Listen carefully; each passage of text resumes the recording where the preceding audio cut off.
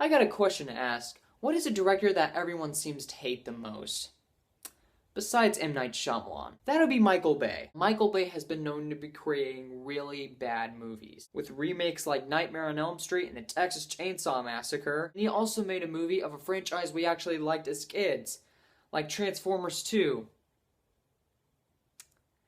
and Transformers 4. And at points he was known of making really interesting historical event movies that just wind up being bad, like Pearl Harbor. Remember that movie? It's Michael Bay's version of Titanic. But the question is Michael Bay a terrible director?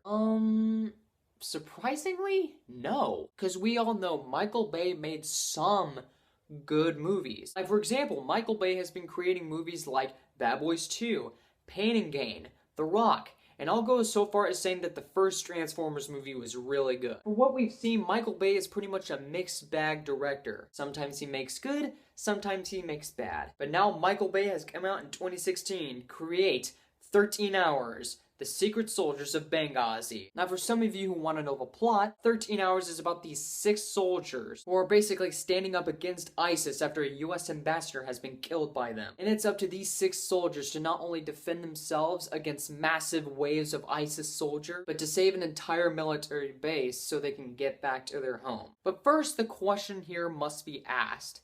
Did Michael Bay screw up on this movie? Surprisingly, no, he didn't. However, did he make a good movie? Kinda? It's just not one of the absolute great military movies we loved like Lone Survivor. However, even though I had a little issues that I will discuss later on, I actually really did enjoy this movie. First, the story was really decently told. I mean, dude, 6 men going up against ISIS for 13 hours? That's pretty tough, and you might actually make a really solid movie. Some of the actors in this movie are really good in the role. John Krasinski is probably the best performance in the entire movie. He is a likable character, and you relate to him, you want to root for him. First of all, when he gets upset, you feel really sorry for him. When he wants to stand up against ISIS, you feel really confident, and you want to cheer him on. Because he's that much of a relatable actor, and a relatable character we want to deal with. James Badgedale is really good in this movie, and yeah, in 13 Hours, the soldiers kind of had a little bit of a broad chemistry with each other. And they actually felt like they were a team, and I like that. And some of the action is really great with all the gunfights and shooting and all that stuff. It was actually really fun. However, we get to the bad stuff. First of all, this is a certain issue that Michael Bay always has to do, which is about changing a film's tone. These are the types of things that Michael Bay usually screws up with. For example, Transformers. We all expected an action movie with really good robots and all that stuff, but instead he has to insert comedy bits here and there that we were just like, oh, this is not funny, and it's actually kind of offensive. Does this movie lose its tone?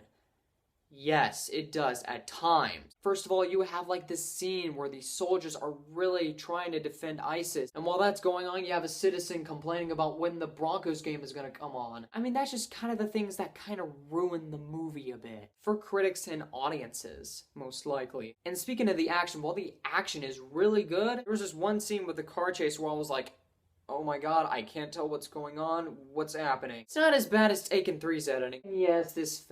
And yes, Michael Bay tends to make films too long. This film was like 2 hours and 24 minutes. It should have been like cut down to like either 2 hours or an hour and 50. Because there are some unnecessary plot details that the movie inserts that just kind of drag the movie on for a little bit. If you cut down the movie and make it into like an hour and 50 or at least 2 hours, then you're good. You'll make a good movie. But really, in all honesty, I can't really say bad things about 13 Hours. It's a decent action movie with really good acting, really good action, but the film sometimes loses its tone. It's too long, and some of the editing and the car chases are just a bit like, oh my god. It's probably a decent movie you'll see this January, and I'm gonna give 13 Hours a 3 out of 5. Alright guys, so that is my review on 13 Hours. Comment below, let me know what you thought about the movie. Find me on Facebook, Google+, or private message me on YouTube if you feel like it. My name is Luke Nukem, and you have been blown away.